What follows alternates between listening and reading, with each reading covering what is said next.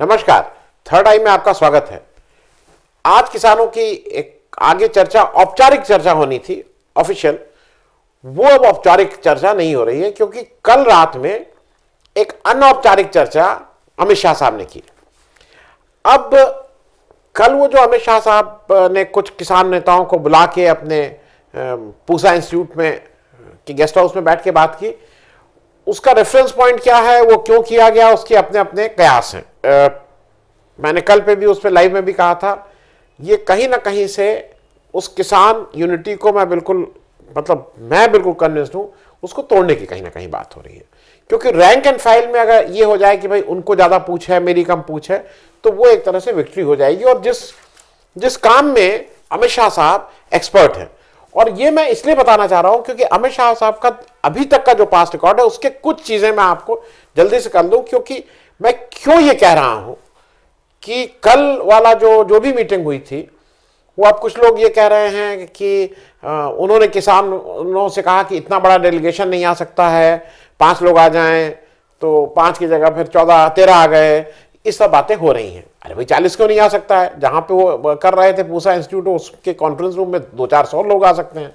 खैर, ये सब बातें मेरे गले नहीं उतरती हैं, और खास करके जब ये अमित शाह साहब कर रहे हो, क्योंकि अमित शाह साहब का एक जो बैकग्राउंड है, मैं कुछ 5-5, 6-6 उनके 2-3 उनके व्यक्तित्व के, उनकी जो स्पेशलाइजेशन है, जो जिसमें वो बहुत सिद्धस्त हैं, उसका जरा मैं आपके साथ आपको याद दिला दूं। याद आपको है, फिर से सिलसिलेवार याद दिला दूं। इनका सबसे स्वर्णिम अध्याय जो इनका बैकग्राउंड है, जो इनके पास क्वालिफिकेशन है, वो गुजरात का है। गुजरात में एज होम मिनिस्टर इन्होंने क्या क्या झंडे गाड़े थे और क्या क्या काम किए थे, वो मैं उसको रिपीट नहीं कर रहा हूं क्योंकि उसको मैं अपने कई कार्यक्रम में रिपीट कर चुका हूं। लेकिन जब केंद्र सरकार की राजनीति करनी इन्होंने शुरू की, पहले भाजपा के राष्ट्रीय अध्यक्ष के रूप में और अब गृह मंत्री के रूप में, वो मैं जल्दी से आपके साथ शेयर कर लूं। गुजरात की बात रहने दीजिए। सबसे पहले याद दिला दूं, उत्तराखंड अप्रैल 2016 में, आपको अगर याद हो, ये बीजेपी के अध्यक्ष थे। वहां पे एक चुनी हुई सरकार थी, उस चुनी हुई सरकार को हरीश रावत की, उसमें से 9 कांग्रेस के एमएलए को तोड़ के सरकार गिराने का काम किया गया। और सरकार तो नहीं, उस समय प्रेसिडेंट रूल लगा दिया गया। और अगर आपको याद हो, 2016 में सुप्रीम कोर्ट ने उस प्रेसिडेंट रूल को खारिज किया, सरकार वापस रिस्टोर की और बहुत सख्त टिप्पणी की केंद्र सरकार के बारे में और इसकी फंक्शनिंग के बारे में, जिस ढंग से प्रेसिडेंट रूल लगा था, सिर्फ आपको याद दिलाने के लिए। फिर दूसरा, मई 2018 में येदुरप्पा, कर्नाटक में एक सरकार, इलेक्शन हुए असेंबली के। येदुरप्पा को मुख्यमंत्री की शपथ दिला दी गई, ये मान के कि जोड़ तोड़ हो जाएगा। सुप्रीम कोर्ट का फिर इंटरफेरेंस हुआ। सुप्रीम कोर्ट के डायरेक्टिव पे जब वोट ऑफ कॉन्फिडेंस हो रहा था, उससे कुछ समय पहले ही येदुरप्पा ने रिजाइन कर दिया। और उसके बाद जेडीएस और कांग्रेस की सरकार बनी, और उस सरकार को 2019 के लोकसभा चुनाव के जस्ट बाद कैसे गिराया गया, ये आपको याद होगा। कैसे कांग्रेस के फिर एमएलए तोड़े गए, जेडीएस के एमएलए तोड़े गए, उनको उनकी सदस्यता हटाई गई, फिर क्या क्या क्या हुआ, और फिर येदुरप्पा जी को इन्होंने फिर से वापस मुख्यमंत्री बनाने का काम किया। तीसरा अटेम्प्ट इनका महाराष्ट्र में हुआ। महाराष्ट्र में मैं इसलिए कह रहा हूं कि महाराष्ट्र में देवेंद्र फडणवीस को अभी इस चुनाव में जो 2019 का हुआ, अल सुबह वो कुछ 5-6 बजे उठ के शपथ दिला दी गई, और सब मैनेजमेंट कहीं से हो रहा था, यह सबको पता है। और वो सरकार भी नहीं चल पाई, वो मैनेजमेंट फेल हुआ। मैं इसलिए बता रहा हूं क्योंकि कई जगह लोगों को ये मानते हैं ना, बहुत सिद्धस्त हैं, बहुत सिद्धस्त नहीं है। आज आपके हाथ में इतनी ताकत है कि आप कुछ भी कर रहे हैं, लेकिन सब जगह आप सफल नहीं हो रहे हैं। फिर आपको याद दिला दूं, हरियाणा में क्या हुआ। हरियाणा में Dushyant Chautala anti BJP vote पे जीत के आए, और फिर आपने उसको पूरी तरह से तोड़ के अपने यहां मिला लिया। और वो सबको पता था, उनके पिताजी अजय चौटाला जेल में थे, वो एक बार्गेनिंग पॉइंट था। जैसे ही इनकी सरकार बनी, तुरंत वो जेल से उनको छोड़ दिया गया, और ये सारी चीजें वहां पे हुई। फिर मध्य प्रदेश, कोरोना काल में जब पूरे देश में लॉकडाउन हो रहा था, लॉकडाउन शुरू में मार्च में तो बहुत सीरियसली सब लोग कर रहे थे, उस समय मध्य प्रदेश में कांग्रेस के फिर एमएलए तोड़े गए, फिर सरकार भाजपा की बनाई गई, जहां पे एक चुनी हुई सरकार कांग्रेस की गिराने का काम किया। फिर राजस्थान में अच्छा, जब वहां पे गिराई गई तो वहां पे ज्योतिरादित्य सिंधिया उसमें को मैनेज किया गया कांग्रेस के। यहां पे क्या हुआ, जब राजस्थान में हुआ तो उन्हीं ज्योतिरादित्य की सिंधिया की उन्हीं की जो बुआ थी पूर्व मुख्यमंत्री श्रीमती राजे, उन्होंने इनकी लाइन टो करने से मना कर दिया। वो जोड़ तोड़ हुआ, सचिन पायलट आके हरियाणा में कुछ दिन हरियाणा के होटल में रहे 20-22 दिन, लेकिन वापस जाना पड़ा, तो वो सफल नहीं हो पाया इनका। ये इनके कुछ कारनामे, 5-6 कारनामे इनके सरकार गिराने बनाने के।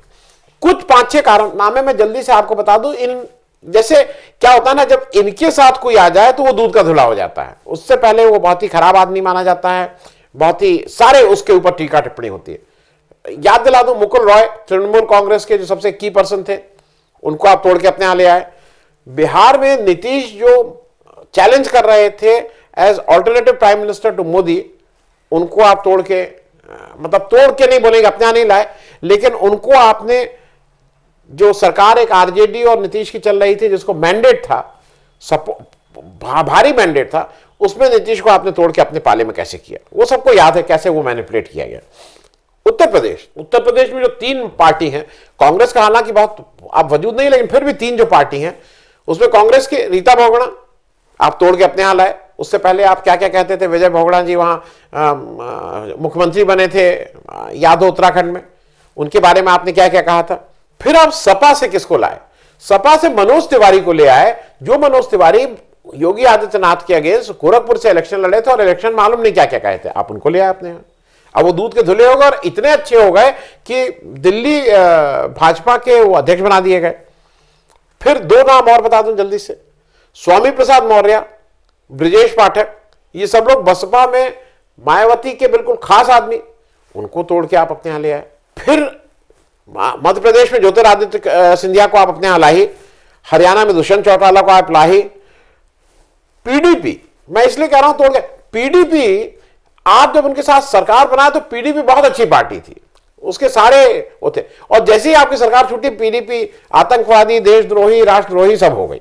अब जरा मैं आपको जल्दी से कुछ है तमाम लंबी लिस्ट, लेकिन सिर्फ आपको याद दिलाने के लिए, और फिर बात करें किसान बिल की भी। भाषा, दिल्ली चुनाव में आपने क्या भाषा किया था कि यहां पे बटन दबाओ तो शाहीन बाग में करंट जाएगा, और ये सब याद है ना। फिर आपने सीबीआई वाला जब केस था तो आपके ही 2 वर्मा और अस्थाना जी, आप ही के विभाग का था, गृह मंत्रालय से सीधे, किस तरह से एक दूसरे से लड़ाई हुई थी।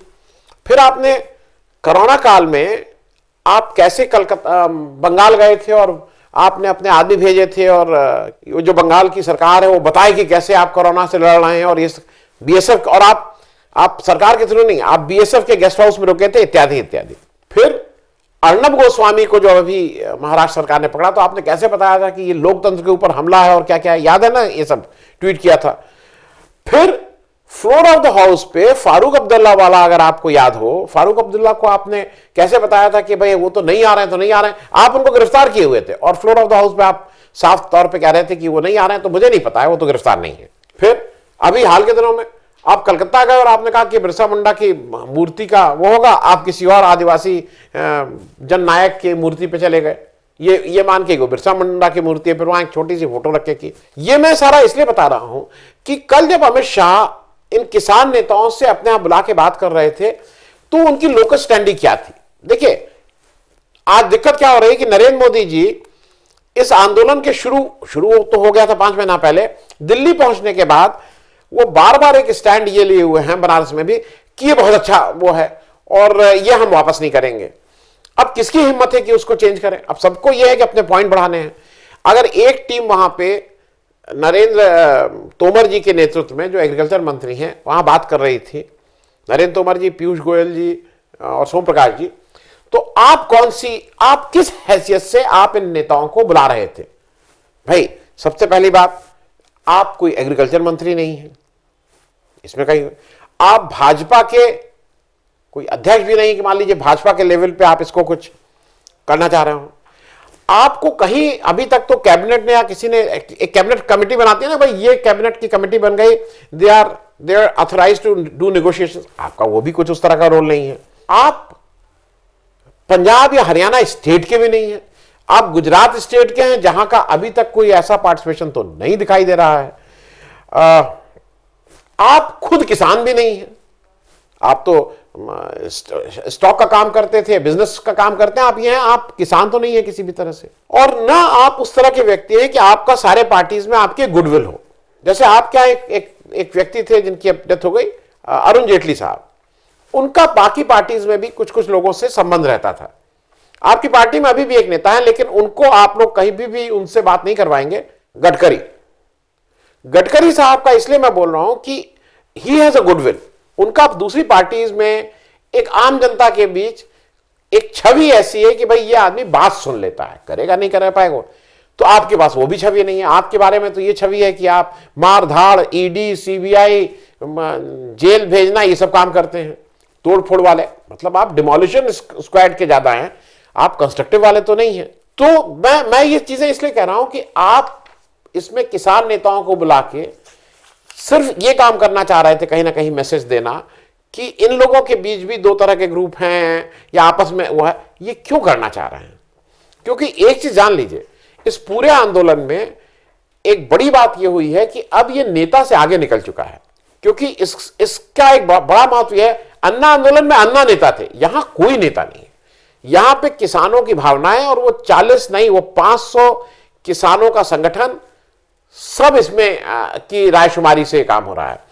और इस समय मुझे ऐसा लगता है कि वो बड़े से बड़ा नेता भी अगर इन किसानों की भावनाओं के अगेंस्ट जाएगा तो किसान उनकी सुनेंगे ही नहीं, और वो टोटल डिस्क्रेडिट हो जाएगा। हो सकता है कि बहुत से और प्रलोभन होते हैं, बहुत से और डर होते हैं, जिसको हमारे यहां कहा ही गया है, चाणक्य को आप शायद आप लोग ज्यादा ठीक से पढ़ते हैं, साम दाम दंड भेद। तो उस साम दाम दंड और भेद में कौन सा काम करेगा? कहीं कहीं दाम अभी तक बहुत अच्छे तरह से काम किया है, भेद ने काम किया है, दंड ने काम किया है, ये काम आप कहीं से कर सकते हैं।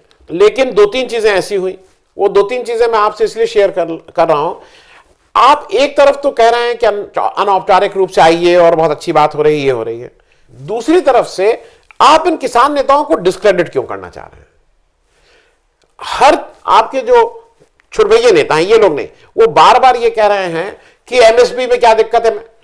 पूरा पढ़ लीजिए कंट्रैक्ट तीनों, किस सेक्शन में एमएसपी का जिक्र है कि एमएसपी रहेगा, बता दिए। बार बार झूठ क्यों बोल रहे हैं भाई? और क्योंकि वो या तो पढ़े नहीं या उनको पढ़ाया गया है कि तुम ऐसा ही बोलो। एमएसपी का कहीं जिक्र नहीं है। दूसरा, सरकार प्रिक्योर करेगी, इसका भी जिक्र नहीं है। वो आप तीनों बिल पढ़ लीजिए। मैं इसलिए बोल रहा हूं कि एक एक अक्षर पढ़ने के बाद आपसे बात कर रहा हूं। तो आप क्या कहना चाह रहे हैं? और एक सबसे बड़ी बात मेरे हिसाब से, जैसे टर्निंग पॉइंट इस आंदोलन का, जो हरियाणा सरकार जिस ढंग से वाटर कैनन और आंसू गैस और लाठीचार्ज ये सब कर रही थी, वो टर्निंग पॉइंट था इस आंदोलन का। उसी तरह से अब आप एक जो नया काम कर रहे हैं, आपने कल से वहां जैमर लगा दिए हैं, और एक दो नहीं, आपने खूब जैमर लगाए हैं कि जो ये आप बोल रहे थे ना कि ये इंटरनेट बंद कर रखी है। एक मिनट कुछ हाँ, ये देखिए, हम 5-6 दिन से यहाँ पे हैं। फिर पिछले हफ्ते भी 2-3 दिन लगा के गए, 2 दिन के गैप चले गए पंजाब, फिर हम 3 दिन से यहाँ पे। ये जैमर 3 दिन पहले नहीं था यहाँ पे। अब इसका एक ही मकसद हो सकता है कि ये जो यहाँ पे लोग हैं, जो किसानों की मदद में आते हैं, किसानों के आंदोलन को मजबूत करने के लिए आए हैं, चाहे डॉक्टरी पेशे के लोग हैं या कोई और NGOs हैं, उनकी बात जो वो कर रहे हैं वो आवाम तक ना पहुँचे। इनका जो दुख दर्द है, जिस हालात में किसान यहाँ रात में, ठंडी में, मच्छर में, ये बीमारियों में और तरह तरह की दिक्कतों में जो रह रहे हैं 24 घंटे यहाँ पे अपने आंदोलन के कारण, उनकी सही बातें जो है ना, वो देश के अवाम के नज़र में ना आए। ये जैमर लगा, इंटरनेट नहीं चलता, मोबाइल नहीं चलता, टेलीफोन नहीं चलता, कुछ नहीं चल रहा है यहाँ से, ना लाइव हो सकते हो आप। इंटरनेट को डाउनलोड करने में यहाँ कोई 1G, 2G, 3G, 4G कुछ भी नहीं, सब जैमर के थ्रू माध्यम से बंद कर रखे हैं। ये किसान वहां से फोन पे बात ना कर पाए, कोई व्हाट्सएप या वो आज इस सूचना की क्रांति के समय जब डेटा और ये सारी चीजें जा रही हैं, आप लोगों को बात नहीं करने देना चाह रहे हैं। जैसे कश्मीर में आप बांध के रखे हैं, वैसे ही आप वहां जैमर लगा के आप उसको भी एक छोटा कश्मीर बनाने के चक्कर में हैं। क्यों ये कर रहे हैं? क्योंकि इससे गुडविल आपकी नहीं जनरेट हो रही है। आपने कल देखा पंजाब के डॉक्टर वरिंदर पाल सिंह, जिनको एक राष्ट्रीय सम्मान मिला था एग्रीकल्चर में, उन्होंने किस तरह से मना किया सम्मान लेने से। The other joint winner is Dr. Narinder Pal Singh.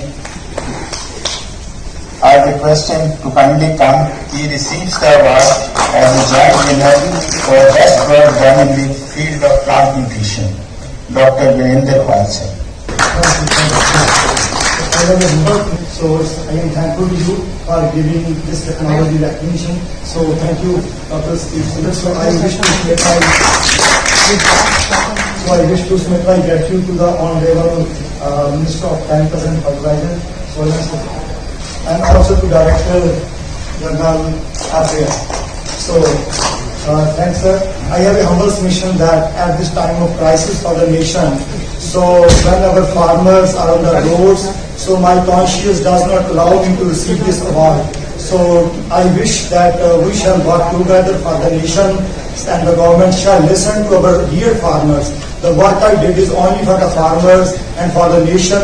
So I feel I would be guilty, and if I at this moment I receive this award, but I have a great gratitude for the Honorable Minister of Chemicals and Fertilizer and the Director General FAI. So kindly accept my apologies. I regret that for any inconvenience, but my only feelings are that we shall jointly work for the farmers, we shall jointly work for the government of India, so that we can build our India great India. So nice of you. Okay, Dr. Narinder Pal Singh. I support farmers. Thank you. और कोई भी व्यक्ति जो आज किसान से अपने को जुड़ा हुआ पाता है, उसको ये इस माहौल में अगर कोई किसान से संबंधित कोई ऐसा अवार्ड ले रहा है, तो उसको कहीं लगेगा कि कहीं ना कहीं उसकी गिल्ट, उसके मन में कहीं ना कहीं ये क्षोभ रहेगा कि मैंने इस समय किसानों के साथ धोखा किया है। और चलते चलते जरा सलाहकारों की भी बात 1 मिनट में कर लें, क्योंकि वो बात फिर नहीं आई गई रह जाएगी। मैं टेलीग्राफ पेपर का बहुत ही रिस्पेक्ट करता हूं, बहुत आदर देता हूं, जरूर देखता हूं। आज उसकी हेडिंग जरूर देख लीजिएगा अगर आप लोगों को कर सकें। हिंदुस्तान के नीति आयोग के सीईओ हैं, मतलब सबसे बड़े अधिकारी हैं, अमिताभ कांत जी। 1980 बैच के आईएएस हैं, केरला काडर के हैं, सेंट स्टीफेंस में पढ़े, फिर टुकड़े टुकड़े गैंग वाले यूनिवर्सिटी में भी पढ़े, मतलब जेएनयू में भी पढ़े, फिर मैनचेस्टर में पढ़े, फिर हार्वर्ड में पढ़े, फिर आके अहमदाबाद में भी कुछ कोर्स किए। और ये देश का नीति आयोग मतलब वो प्लानिंग वाले हैं।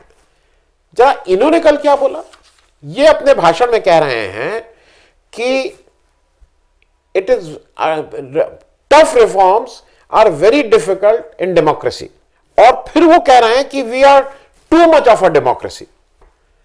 जीवन भर आईएएस रहे, सारा मजा लिए, अगर डेमोक्रेसी नहीं होती तो जो आप आईएएस के मजे लिए जिस तरह से आपने, ठीक है, आप एक परीक्षा पास करके आ गए, लेकिन उसके बाद आपकी जो प्रिविलेजेस हैं वो इस डेमोक्रेसी के चलते हैं, क्योंकि इसी डेमोक्रेसी ने वो ताकत उस एमपी और मंत्री परिषद को दी है कि आज आप ये सब कहने के बाद भी आपको कोई बोलने वाला नहीं है। देश के बड़े जो नीति आयोग का बैठा हुआ आदमी कह रहा है कि this is to much of a democracy. उसको देश के लोकतंत्र ही पे इस तरह का की टिप्पणी करने का वो है। मेरे हिसाब से ये अगर कहीं से तो ये मामला राष्ट्रद्रोह का बनता है। आप हमारे बेसिक लोकतंत्र को क्वेश्चन कर रहे हैं, ये राष्ट्रद्रोह से कम कुछ नहीं है अमिताभ कांत जी का। और मेरा यह है कि अमिताभ कांत जी को सरकार बर्खास्त क्या करेगी, क्योंकि बर्खास्त तो नहीं करेगी, लेकिन कम से कम अमिताभ कांत जी को अपनी स्लेट क्लीन करने के लिए, इसके लिए देश से माफी मांग लेनी चाहिए। धन्यवाद। अगर आपको दी पब्लिक के कार्यक्रम पसंद आते हैं तो इन्हें लाइक करें। अगर आप इस वीडियो को YouTube पर देख रहे हैं तो चैनल को सब्सक्राइब करें, और अगर आप इसे Facebook पर देख रहे हैं तो दी पब्लिक के पेज को लाइक करें। अगर आप चाहते हैं कि हम निष्पक्ष पत्रकारिता को जारी रखते हुए आपसे जुड़े मुद्दों पर सवाल उठाते रहें तो हमें सहयोग करें। आपका छोटा से छोटा सहयोग भी इस मुहिम को जारी रखने में हमें ताकत देगा। डोनेट करने के लिए डिटेल्स जो हैं वो डिस्क्रिप्शन बॉक्स में दी गई हैं। धन्यवाद।